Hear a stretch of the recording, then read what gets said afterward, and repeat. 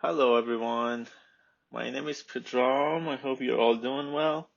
In this video, I'm going to cover restriction enzymes, also referred to as restriction endonucleases.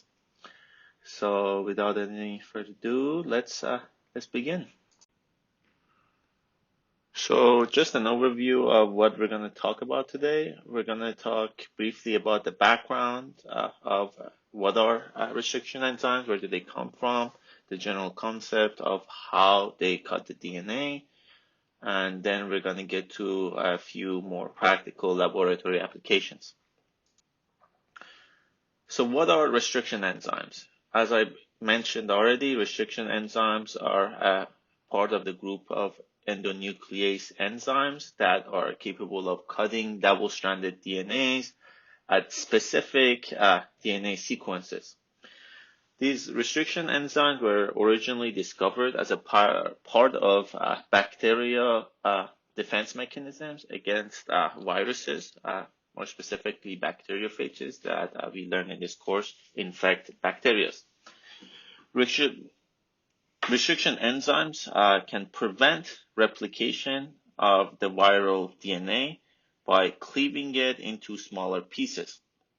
So a natural question that often arises is how is the host genome protected? Why is it that only the viral DNA is cut, but the bacterial host DNA is not? And the answer relies in the fact that the host DNA is often methylated and therefore is protected against restriction by these restriction enzymes. When the host DNA is methylated, this creates a steric hindrance and prevents the binding and cutting by these restriction endonucleases. Some general applications for restriction enzymes are they are used for making recombinant DNA. They can, for example, be used in the process of cloning, which one of our friends is discussing in another video, but I will also briefly mention. They can also be used for DNA profile analysis. This includes family relationship testings, forensics to match DNA found in a crime scene to a suspect, and we will also briefly talk about these different applications. So one of the properties that makes these restriction enzymes extremely useful and unique is that they are site-specific. They can recognize double-stranded DNA at specific palindromic sequences. Now, as you remember, palindromic sequence is a sequence that when you read each strand from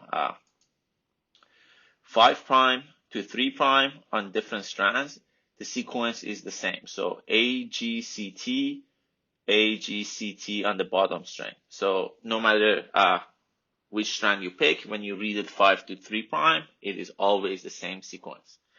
Moreover, the recognition sequences are typically 4 to 8 nucleotide long, depending on the different restriction enzyme. And as I mentioned, they are read from 5' to 3' direction. Here, there's some examples of different restriction enzymes and their sequences. You can see these ones are 4 base pairs long, and these ones are 8 base pairs long. I don't think you need to memorize the specific sequences with these different enzymes, but these are just some examples to see there are different restriction enzymes and they cut at different sequences with different patterns. Restriction enzymes cut the sugar phosphate backbone of both strands, and the resulting fragment produced are often referred to as restriction fragments, and they can have what we call sticky or blunt ends. So what are sticky and blunt ends? So depending on the enzyme used and the restriction pattern, we can have what we call sticky ends, and we can have what is called blunt end. And let me see if I can get there you go. This is the sticky end and this is the blunt end. And as you can see in a sticky end, the enzyme recognizes the sequence and makes a cut like this. So in a sticky end, we can have what we call an overhang. Here you can see a 5' overhang. Here's another overhang, which is essentially leftover single stranded DNA that is hanging at the end of each fragment. Now, this is in contrast to what we call the blunt end. The blunt end just makes one cut and produces two fragments that are even, and there will be no single-stranded overhangs. Now, when we use restriction enzymes in the process of cloning and what we're usually interested in it, we are more interested in generating sticky ends, and I'll show you why that is.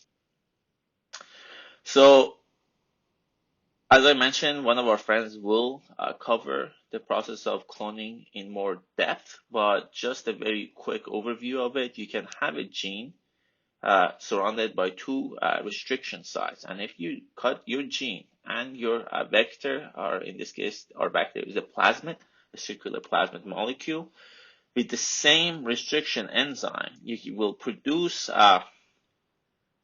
overhanging sticky ends that are complementary. Therefore, when you insert your gene, it will be complementary to the single stranded part found in your vector, and the overhangs will form hydrogen bonds, and if you add a DNA ligase, you can seal the two and permanently insert your gene of interest into your recombinant and make recombinant vector.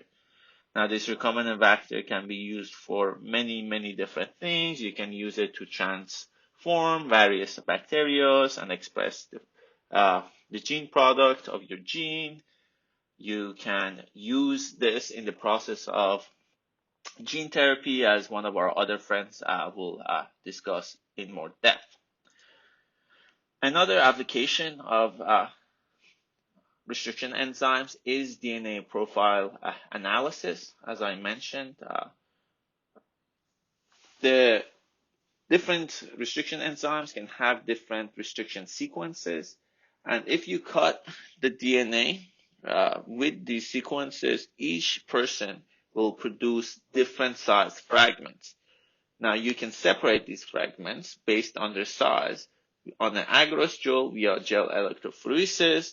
And as you know, the smaller fragments will go faster here, and the larger fragments will go slower.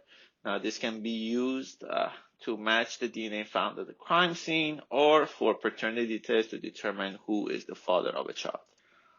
So in summary, restriction enzymes are endonucleases that cut double-stranded DNA at specific palindromic sequences. They were originally discovered as a part of bacterial defense mechanism against viruses, specifically bacteriophages, but the host DNA is protected by methylation.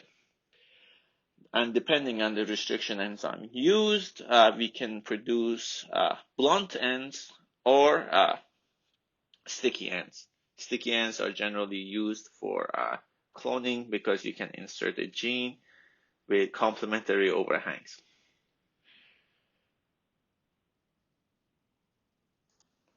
And here are the references. Thank you very much for listening, and feel free to message me if you have any questions. Thank you.